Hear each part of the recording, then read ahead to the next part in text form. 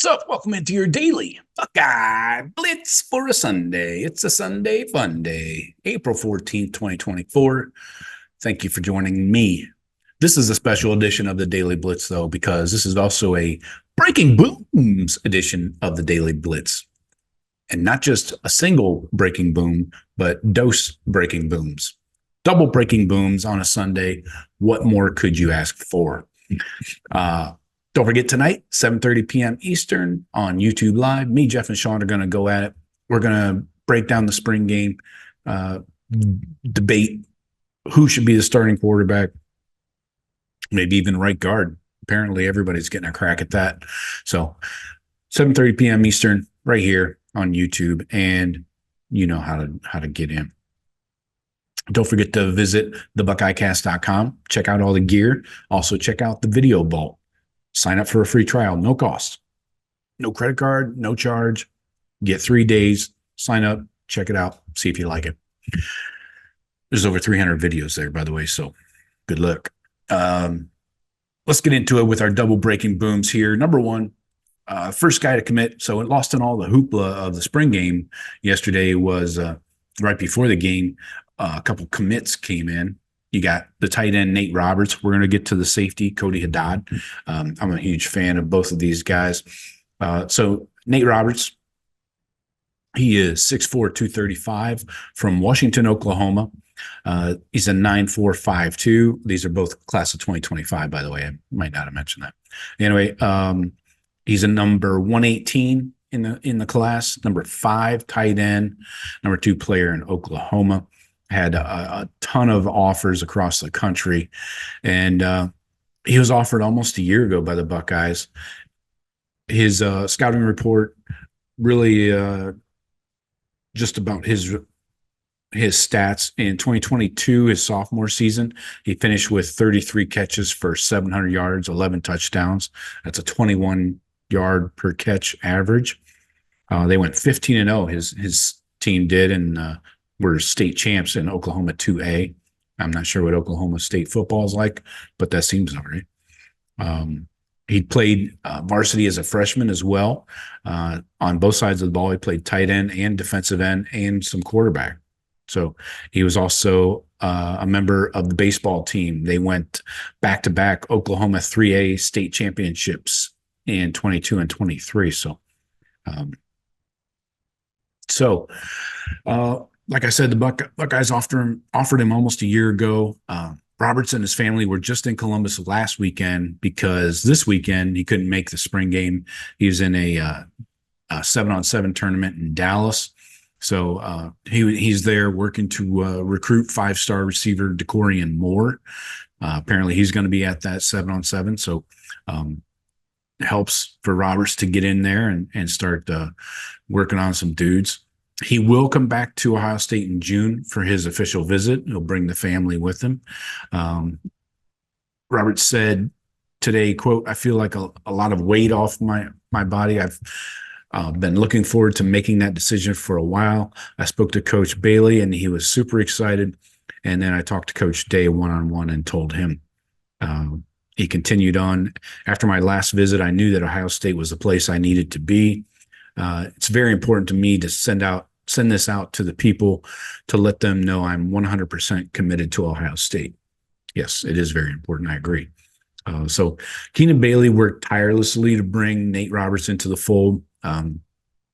Last June, Roberts made a surprise commitment to Notre Dame. Then he reopened his commitment 2 months later, right before his season. So it was assumed that he would stay home and play for the Sooners. But Roberts said, quote, "It means a lot to me to be the main focus in the tight end room for the 2025 class. It's been great watching my parents build a relationship with Keenan Bailey. He's been the best recruiter ever since he first offered me. When I told my parents I wanted to commit there, they were 100% for it." So that's good. Mom and dad are on board. The big reason why he likes Keenan Bailey so much is because he's a younger coach.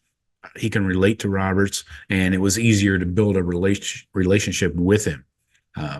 Bailey's experience with the offensive line at Ohio State and the wide receiver room was important to Roberts because he's able to teach route running like a wide receiver and blocking like a lineman. So Roberts is commitment number 12 in the class of 2025. Now let's get to the safety, Cody Haddad. He's 6'1", 175 out of Cleveland St. Ignatius. Listed as a 3-star, but we've gone over this. If you haven't heard, he missed most of his season, only played in 4 games last year due to a broken arm. Came back earlier than he probably was supposed to. I remember seeing photos of him playing with the cast on and stuff. But nationally ranked number 519, that's going to change quickly.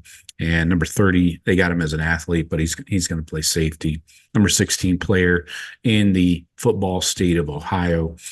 So Hadad is your commitment number 13 in the class of 2025, and he is the 5th defensive back. Now, his scouting report says he's a versatile player who's played all over the field in high school, but figures to be a safety in college, shows good instincts and will come up into the box and support the run, but also shows he can match up on receivers and play some man. Has a track background that shows up with his ability to close on the ball. Has a receiver background, and it shows up with his ball skills. He plays physical football, but still needs to add some weight and strength, which will aid in playing that style in college. Should be a Power 5 starter who can fit as a chess piece in any defensive scheme. Yeah, this guy did everything at Ignatius. Safety, receiver, kick returner, punt returner. He also played basketball and ran track. He recorded 22.28 in the 200 as a sophomore, and also ran the 4x1 and 4x200 relays. Now, this guy's got some lineage in his blood, some NFL blood. His father, Drew, was a draft pick in the year 2000. He went to Buffalo, the University of, played for 3 different teams. Then his uncle played running back at Purdue. His grandfather, Ed O'Neill, was an All-American at Penn State and a top 10 pick, not the actor Ed O'Neill. Anyway, top 10 pick, and his other uncles, Kevin and Keith O'Neill, each played college ball with Keith, also playing in the NFL. So no surprise that Cody's one of the best athletes in Ohio. He's an explosive guy, capable of playing deep safety or in the slot. Hadad is a physical hitter with elite speed and close the gap on those receivers. And he's fearless when he comes up to support the run. His head coach at St. Ignatius, Brian Franzinger, talked about his instincts and natural talent. Quote, he has a great understanding of the game. I think he'll always be a fast player. He's fast on the track, and I think he plays football even faster. He has great instincts, studies the opponents, has a great understanding of the game. He and his dad talk scheme a lot, so they understand different coverages, different formations. Now, this is the second commitment for safeties coach Matt Guerreri. I'll be nice. Guerreri. That's what we're going with. So Guerreri is going to be replacing Lathan Ransom, Jordan Hancock, Jihad Carter, and maybe more. Who knows? Somebody could pop in the portal soon. So he'll now have to focus on some highly ranked safeties and the top priorities like Trey McNutt, Fahim Delane. Then he's also casting a wide net, and the Buckeyes are in the mix for Kanoa Winston, Jonah Williams, and Jaden Hudson. So still in the mix. Going to have to bring in probably 4 at least in the safety room, I would guess. That depends if you include the slot safety, the Jordan Hancock role. So at least 4 is my guess for that safety room. And Matt Guerreri. Got it. So 2 big booms. Always a great way to start off a spring game Saturday. So Buckeyes building that roster, 13 commits already.